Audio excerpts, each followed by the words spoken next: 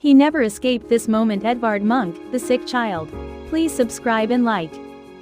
The discomfort felt when standing in front of the painting. When I first encounter this painting, for some reason I don't want to look at it for long. It's hard to say. It's beautiful, the colors are dull, and the form is collapsing. But it is precisely for that reason that this painting captures attention. Edvard Munch's sick child does not demand appreciation. I just want you to suffer with me. The real memory of this scene is that the child in the painting is Munch's sister, Sophie.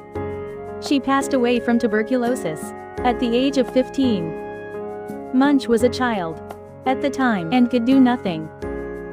The scene of his sister lying with an adult holding her hand beside her becomes Munch's present, rather than a memory of the past. He would later say this: "Disease, madness, and death surrounded my cradle. Why does it look like I can't draw?" The Sick Child was considered a terrible painting by the standards of its time.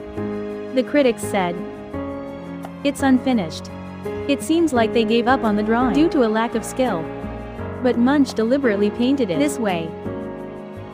He says that every time he tried to capture the form accurately, his memory became blurred. So he leaves the painting, just as his memory becomes disordered. This is not a reproduction, but a recollection.